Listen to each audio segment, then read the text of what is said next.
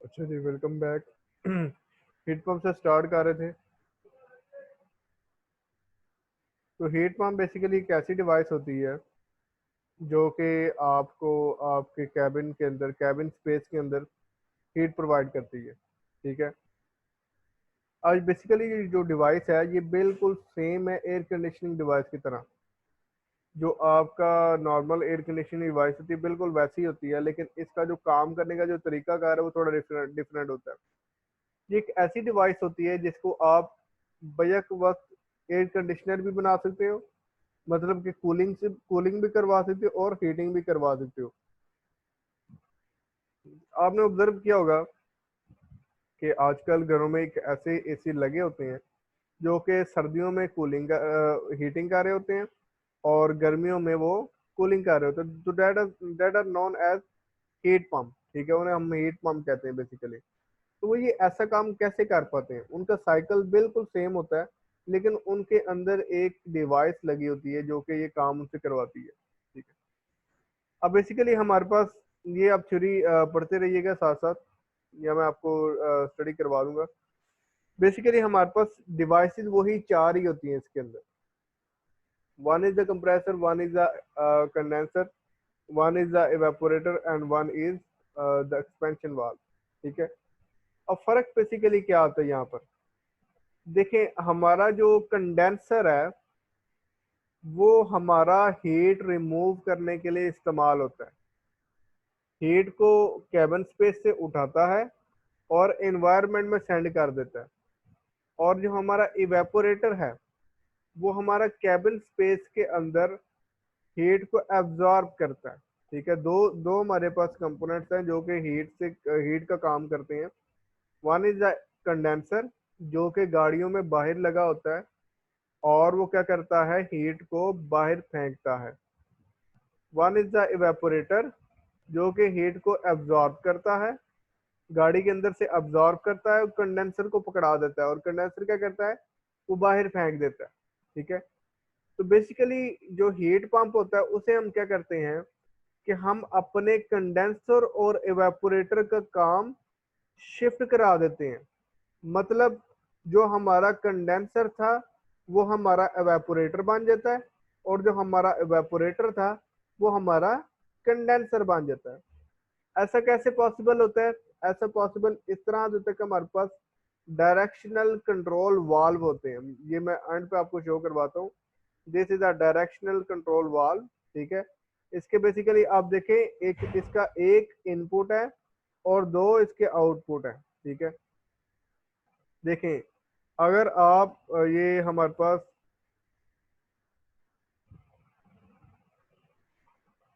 देखें, आप ये हमारे पास अ, ये हमारे पास इवेपोरेटर है, ठीक है। इवेपोरेटर से हमारे पास ये यहाँ पर ये नॉर्मल साइकिल है हमारा, जो कि आमतौर पे होता है कि हमारा जो इवेपोरेटर है वहां से फिर क्या होगा, वो कंप्रेसर में जाएगा। कंप्रेसर से हमारे पास क्या होगा, कंप्रेसर से हमारे पास कंडेंसर में जाएगा। कंडेंसर से हमारे पास एक्सपेंशन वाल्व में जाएगा। एक्सपेंशन वाल्व से हमारा फिर दोबारा से इवेपोरेटर में जाएगा। तो ये हमारा नॉर्मल साइकिल है। इसमें आप देखें, ये हमारा इवेपोरेटर है। इवेपोरेटर से ये जा रहा है यहाँ से डायरेक्ट होकर कंप्रेसर के अंदर। कंप्रेसर से ये जा रहा है यहाँ से डायरेक्ट होकर कंडेंसर के अंदर।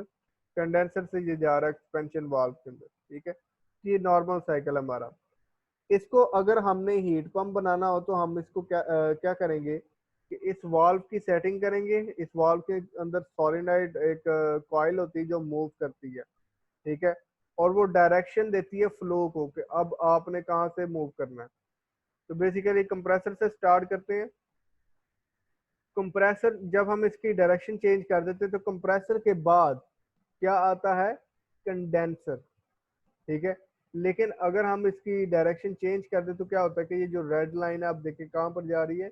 ये रेड लाइन कंप्रेसर के बाद कहाँ जा रही है, इवेपोरेटर वाले सेक्शन के अंदर जा रही है। इट मीन्स कंप्रेसर से जो गैस जा रही है वो गर्म है, और वो जो गर्म गैस कहाँ पर जा रही है, इवेपोरेटर के अंदर। और इवेपोरेटर कहाँ लगा हुआ है, कैबन के अंदर, मतलब गाड़ी के अंदर वाली जगह पर इवेपोरेटर लगा होता है। तो आपके जो रेफ्रि जो भी गैस होगी वो कहाँ पर जा रही है, आपके इवेपोरेटर के अंदर पहले जाएगी, ठीक है। वहां पर अगर सर्दियों का मौसम है तो क्या होगा कि ये गैस वहां पर ठंडी हो जाएगी, ठीक है। कंडेंसर का काम दे रहा है इवेपोरेटर। अब इवेपोरेटर से क्या होगा कि वो जाएगा एक्सपेंशन वाल्व के अंदर, ठीक है। अब आपका जो इवेपोरेटर वो बेसिकली क्या है, वो एक कंडेंसर बन चुका है, ठीक है। अब कंडेंसर से पता है आपको बाद में क्या होता है, एक्सपेंशन वाल्व के अंदर जाता है। तो यहाँ से हमारे पास एक्सपेंशन वाल्व के अंदर जाएगी। एक्सपेंशन वाल्व के बाद हमारे पास जो पहले हमारा कंडेंसर था वो अब क्या बन गया है, वो बन गया है इवेपोरेटर। इवेपोरेटर बन गया ये कंडेंसर हमारा जो पहले कंडेंसर था अब हमारा इवेपोरेटर बन चुका है। तो यहाँ से हमारे कंडेंसर के अंदर चले जाएगी, ठीक है, जो कि अब इवेपोरेटर है। जहाँ से फिर हमारे पास ये डायरेक्ट होती हुई वापस कंप्रेसर के अंदर। तो साइकिल हमारा शिफ्ट हो गया, ठीक है। हमारा जो इवेपोरेटर था वो कंडेंसर बन गया, जो कंडेंसर था वो इवेपोरेटर बन गया, ठीक है। कंप्रेसर अगर सीधा इवेपोरेटर में रेफ्रिजरेंट भेजेगा तो जाहिर है कंप्रेसर के अंदर जो गैस है वो गर्म है।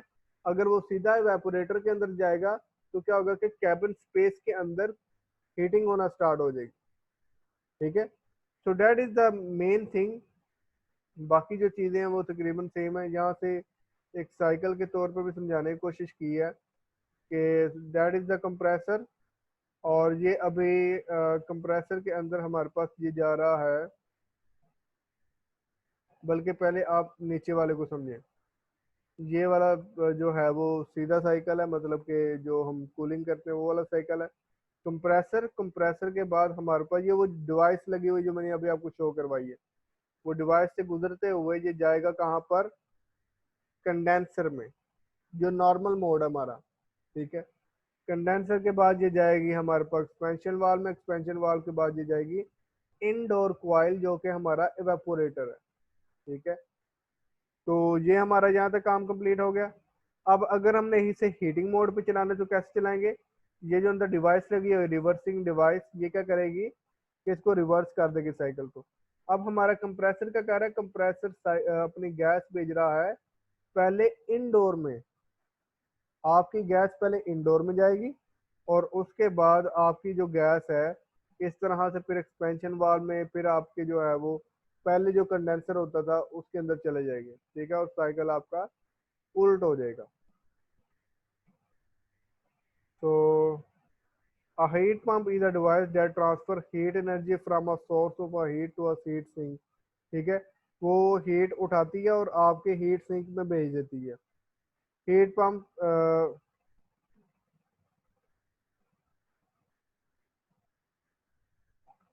heat pump moves thermal energy in the opposite direction of the spontaneous heat transfer, ठीक है, ये ऑपोजिट डायरेक्शन में भेजती है। नॉर्मल डायरेक्शन तो हमारी ये होती है ना कि कंडेंसर हमारा हीट रिमूव करेगा, जो हमारा इवेपोरेटर वो हीट एब्जॉर्ब करेगा, जो नॉर्मल मोड है हमारा।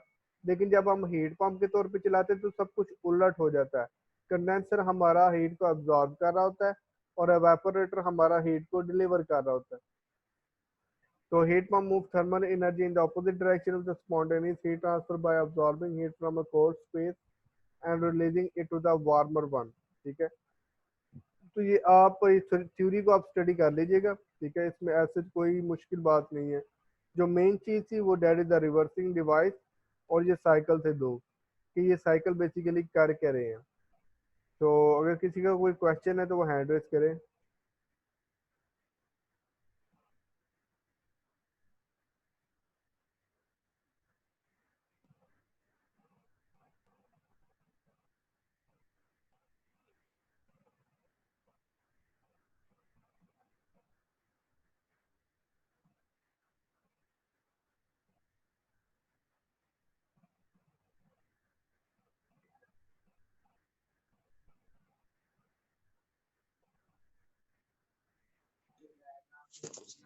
अस्सलाम वालेकुम सर।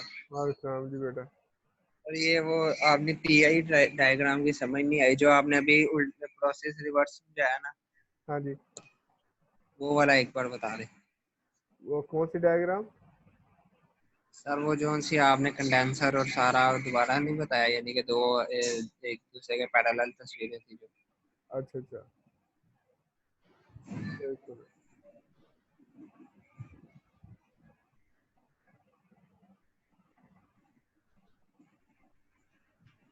ये वाले, अच्छा।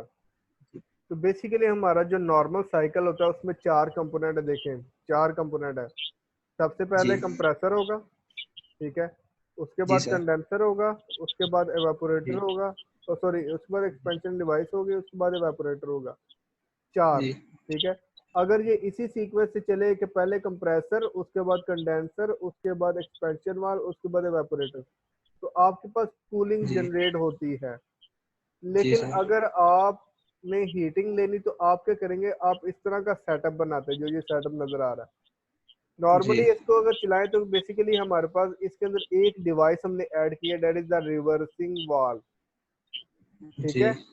ये रेड जी लाइन और ये जो हाईलाइटेड लाइन है, ये इसका रूट डिफाइन करें कि यहाँ से अभी ये मूव कर रहा है, ठीक है, अभी रिवर्सिंग जी वाल्व हमारा एक्ट नहीं कर रहा, रिवर्सिंग वाल्व जी हमारा एक्टिव मोड पे नहीं है।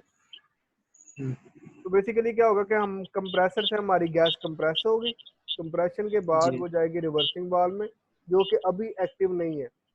नहीं। अब कंप्रेसर के बाद ये जाएगी कंडेंसर में, जहाँ पर ये गैस ठंडी होगी। ठंडी होने के बाद ये जाएगी एक्सपेंशन वाल्व के अंदर, ठीक है। एक्सपेंशन वाल्व के बाद ये जाएगी कहाँ पर, ये आपकी गाड़ी के अंदर एवेपोरेटर में जाएगी, और वहां पर जाके जी ये कूलिंग करेगी, ठीक है। जी अगर जी आपने इसको हीटिंग मोड पे चलाना है तो आप इसको क्या करेंगे, आप ये रिवर्सिंग वाल्व को इसको ओपन कर। एनर्जी देंगे। एनर्जी देने से ये क्या करेगा कि ये रास्ता बदलेगा, जी ठीक सर। है। अच्छा, रास्ता जी बदलने की वजह से क्या होगा कि आपका जो कंप्रेसर है, कंप्रेसर से जी गैस कहाँ पर जानी थी, कंडेंसर के अंदर, जो कि अब कहाँ पर जा रही है, आपके इवेपोरेटर के अंदर, इवेपोरेटर। गाड़ी के अंदर पहले जा रही है अब, जी सर। ठीक है। तो कंप्रेसर के आउटलेट के ऊपर जो गैस होती है वो गर्म होती है, ठीक है। अगर आप उसको गाड़ी के अंदर जी भेजेंगे तो गाड़ी के अंदर भी हरारत होना स्टार्ट हो जाएगी, ठीक है। जी तो उसके बाद हमारे पास उसी तरह से साइकिल चलेगा, उल्टा चलना स्टार्ट हो जाएगा, ठीक है।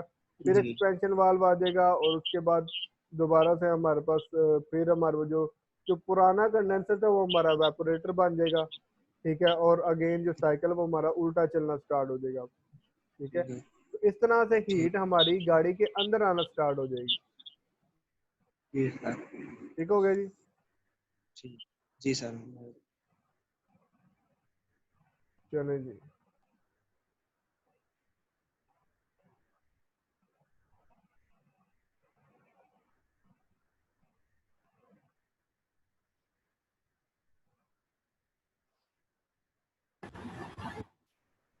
ठीक है जी खशाम।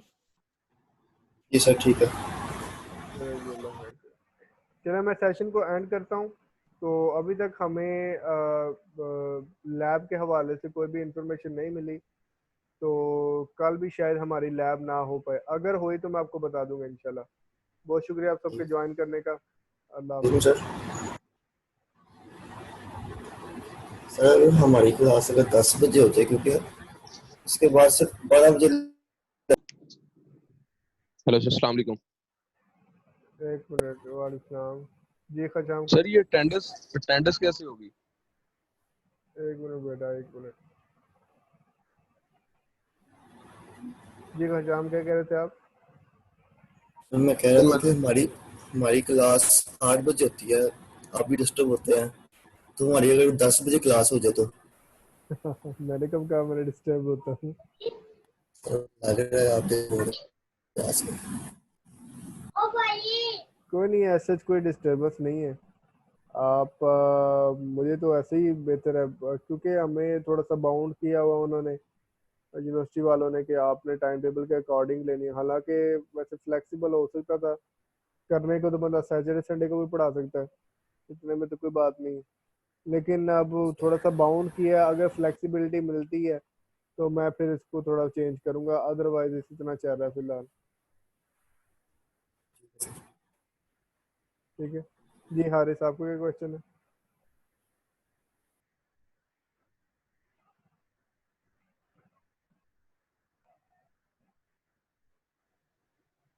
सर अटेंडेंस कैसे होगी? अटेंडेंस बेटा आपके नाम यहाँ पर मुझे नजर आते हैं। जैसे आप हारिस हो, मुझे पता है हारिस जनाब बैठा हुआ है। ठीक है। तो शाम को मैंने ओपन करना होगा, शाम को ओपन कर लेता हूँ, मुझे पता है लोग बैठे हुए हैं, तो अटेंडेंस भी इसी तरह ही हो जाती है फिर। हाँ अगर सही। इंशाल्लाह मैं इसका थोड़ा सा मैकेनिज्म डिफाइन करूंगा मजीद। आप सब अभी मुझे ठीक है। तो मैं इंशाल्लाह आपको ना एक स्क्रीनशॉट भी कुछ भेजता हूँ।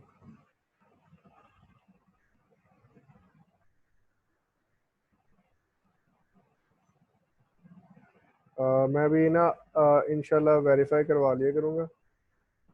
ये 2 मिनट दें मुझे बस।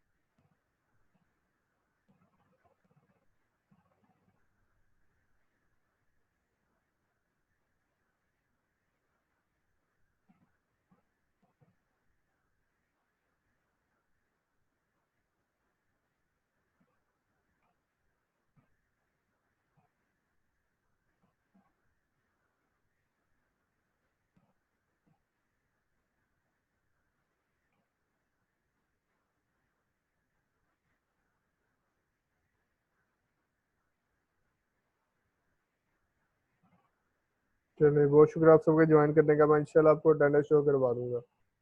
ग्रुप में अभी पिक्चर्स आती हैं, तो आप उसे देख लीजिएगा। अल्लाह हाफिज़।